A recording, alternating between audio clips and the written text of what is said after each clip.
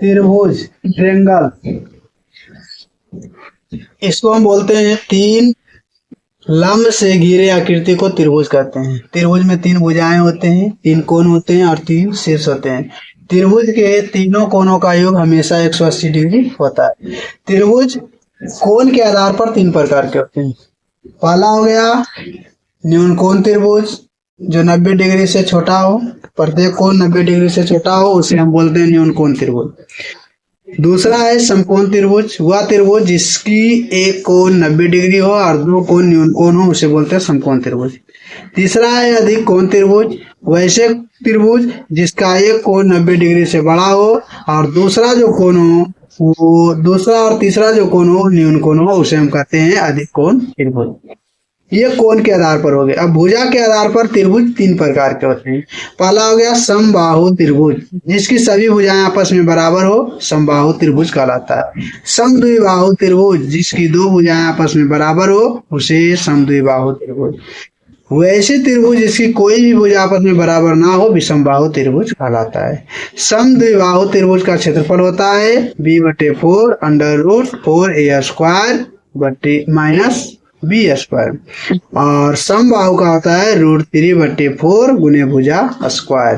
और ये समकोण त्रिभुज का क्षेत्रफल होता है 1/2 गुने आधार गुने ऊंचाई।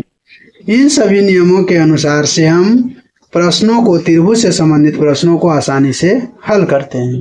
अब यहाँ देखेंगे, कह रहा है त्रिभुज, किसी त्रिभुज का क्षेत्रफल √, इससे हीरोन का सूत्र भी कहते हैं, √s × s - a × s - b × s - c होता है, जहाँ s बराबर a + b + c/2 होता है और a b c क्रमशः त्रिभुज की तीनों भुजाएं हैं। ये भुजा तीनों अलग अलग है, तो इसमें लगाते हैं इसका। और यहाँ सबसे पहले निकालना होता है अर्ध परिमिति, जिसको बोलते हैं a b c/2। समबाहु त्रिभुज का क्षेत्रफल √3/4 गुने भुजा स्क्वायर होता है। समबाहु त्रिभुज का लंब होता है √3/2 गुने भुजा। त्रिभुज का क्षेत्रफल होता है 1/2 गुने आधार गुने ऊंचाई। समकोण त्रिभुज का क्षेत्रफल होता है 1/2 गुने आधार गुने ऊंचाई। ये चित्र दिखाया गया समकोण का, ये दिखाया गया है, इसको हम बोल सकते हैं ये समद्विबाहु का, और इसको भी बोल सकते हैं समबाहु का। और ये जो चित्र है ये भी समबाहु का। समबाहु मतलब सभी भुजाएं आपस में बराबर। अब प्रश्न के माध्यम से समझेंगे कि क्या कह रहा है। एक त्रिभुजाकार मैदान की भुजाएं 13 मीटर और 14 मीटर और 15 मीटर है त्रिभुज का क्षेत्रफल। तो यहाँ सबसे पहले यस निकालेंगे, a + b + c/2 लगाएंगे। यहाँ से हो गया 13 + 14 + 15 और बटा में 2 लगाएंगे। यहाँ से 14 दूनी 28 चौथी 42/2 हो गया। यहाँ से कट किए तो 21 आ गया। हम हीरोन का सूत्र लगाएंगे, क्षेत्रफल वाला। हीरोन का सूत्र होता है √s × s - a × s - b × s - c √21 × 21 - 13 × 21 - 14 × 21 - 15 होता है। अब इसको हम हल करेंगे तो यहाँ से हो गया 3 × 7, यहाँ गुना हो गया, इसमें घटाएंगे तो 8 आ रहा है। 8 को लिखेंगे 2 × 2 × 2। यहाँ से आएगा घटा के 7 तो 7 लिखेंगे, इसको घटाएंगे तो आएगा 2, तो यहाँ 2 × 3 6 आएगा, तो 2 × 3। जोड़ा मिलेगा उसको बाहर करना है, जोड़ा मिलेगा उसको बाहर करना है, जोड़ा मिलेगा उसको बाहर करना है, जोड़ा मिलेगा उसको बाहर करना है। 2 दूनी 4 4 तिया 12 × 84। यहाँ जो आंसर आएगा 84, यदि मीटर है तो मीटर स्क्वायर होगा। इस प्रकार हम इससे संबंधित प्रश्नों को आसानी से हल करते हैं। दूसरा प्रश्न कह रहा है किसी समबाहु त्रिभुज की एक भुजा 6√2 सेमी है, तो इसका क्षेत्रफल क्या होगा। समबाहु कह रहा है तो समबाहु का क्षेत्रफल होता है √3/4 गुने भुजा स्क्वायर। अब यहाँ से हम लगाएंगे तो होगा √3/4 गुने, यहाँ हो गया 6√2 का होल स्क्वायर।